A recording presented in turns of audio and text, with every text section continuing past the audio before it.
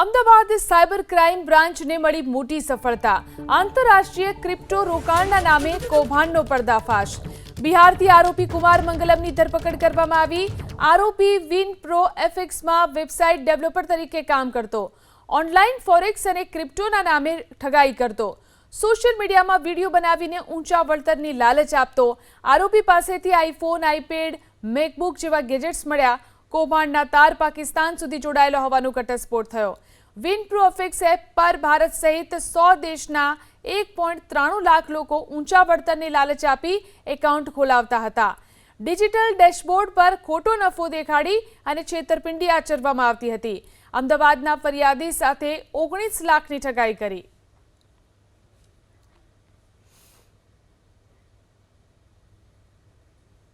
Digital dashboard પર ખોટો નફો દેખાડી અને છેતરપિંડી આચરવામાં આવતી હતી।